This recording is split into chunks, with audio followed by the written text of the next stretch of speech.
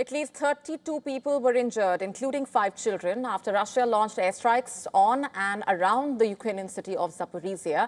In fact, the Russian missiles and drones slammed into the residential areas on Wednesday, hitting a block of flats, a private house and an educational facility there. Moscow claiming the wider Zaporizhia region as part of its territory, following what it called an annexation in late 2022, a move which is rejected by Ukraine and its allies. And according to the Russian president, Russian forces now hold the strategic initiative along the entire front line and have seized more than 300 settlements this year, including cities, he says, Ukraine had turned into fortified strongholds. Putin insisting Moscow can accelerate its offensive and expand a security buffer zone, also saying that goals of Russia's so-called special military operation will be achieved. In fact, he announced new submarines and surface ships for the Russian army, saying that the Oreshnik missile system will enter combat duty by the end of 2025 itself.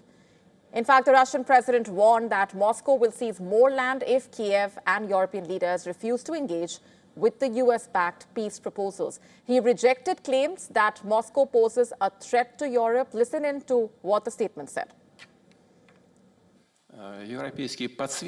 Everyone expected they would destroy Russia in a short period of time, tear it apart.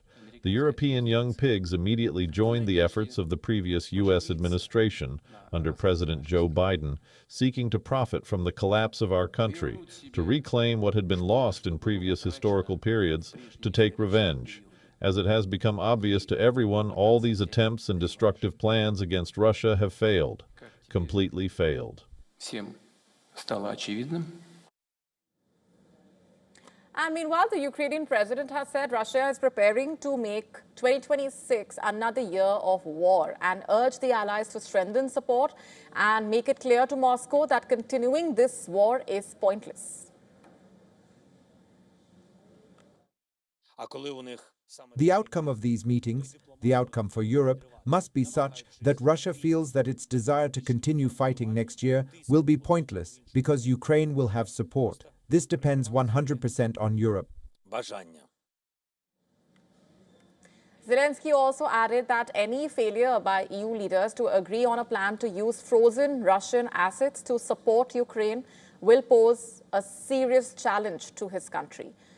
And the Ukrainian president also revealed that delegations of Ukraine and the US will hold talks on the peace deal on Friday and Saturday. He hinted that European officials may join the deliberations. Meanwhile, Zelensky arrived in Brussels for a summit with the European leaders to discuss the use of frozen Russian assets to finance Ukraine, despite the United States pressuring EU countries against the plan. European leaders have proposed using $105 billion from frozen Russian central bank funds to back a loan for Kiev, money that will later be repaid through Russian reparations.